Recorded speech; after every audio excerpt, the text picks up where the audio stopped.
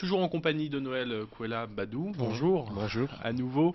On parlait de l'Église. Vous me disiez que l'Église telle qu'elle est administrée aujourd'hui, ça ne vous paraît pas convenir à ce que les textes indiquent. Bien entendu. Alors justement, quelques exemples. Qu'est-ce qui vous paraît, des exemples simples, qu'est-ce qui vous paraît aujourd'hui justement ne pas correspondre à l'Église telle qu'elle est préfigurée et imaginée, conçue dans les textes religieux? Alors aujourd'hui, quand vous observez les églises, vous remarquerez que dans chaque église, par exemple les églises évangéliques, il y a un pasteur. Alors que dans la Bible, il n'y a jamais eu des églises avec un seul homme à la tête. C'est-à-dire que l'administration des églises bibliques était plurielle. Et je parle de la pluralité et de l'égalité des anciens. C'est-à-dire qu'ils étaient ensemble au sein d'une assemblée des anciens. Et ensemble, ils dirigeaient les églises sans organiser une quelconque hiérarchie entre eux.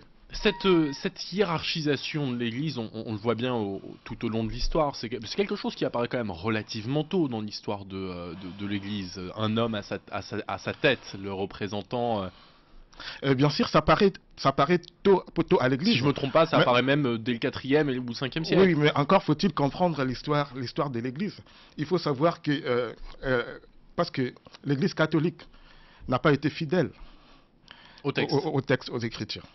Et ça aussi, il faut les savoir. Et dans la Bible, il n'y a pas un homme, par exemple, les papes, s'il faut parler du pape, il n'y a pas un homme qui administre l'Église du monde entier. Ça n'existe pas bibliquement. Vous trouvez qu'aujourd'hui, l'Église puisque c'est ce que vous dites, n'est pas démocratique finalement? Il y avait une forme de démocratie dans cette Église primitive que vous décrivez.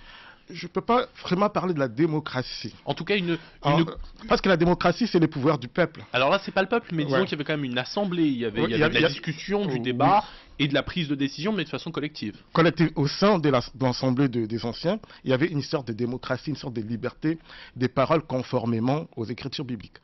Est-ce que dans votre démarche, il y a la volonté justement de dénoncer une Église qui ne correspond pas au texte? Vous êtes chrétien? Oui, bien sûr. Catholique? Non, je ne suis pas catholique. Je me définis comme un chrétien biblique. Comme un chrétien biblique. C'est-à-dire qu'il veut respecter scrupuleusement la Bible.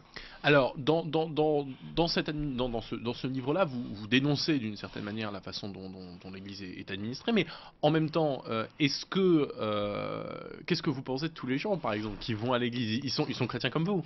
En fait, le but, d'abord, dénoncer, ça fait partie du but.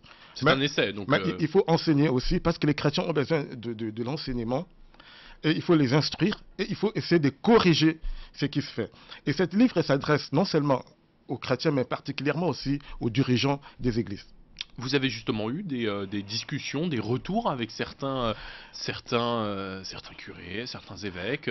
Est-ce que vous avez discuté de ça avec justement des gens qui représentent l'Église d'aujourd'hui, celle dont vous considérez qu'elle n'est pas j'ai discuté fidèle aux Écritures? Avec beaucoup de gens. D'abord à l'Église catholique, les catholiques, les prêtres catholiques, ils ont la difficulté, ils ne peuvent pas changer quelque chose. La seule façon de changer ou de vouloir changer, c'est de quitter. Parce que nous savons que dans l'Église catholique, l'ordre vient du haut, vient du pape, l'organisation est très rigide, et cela date de très longtemps.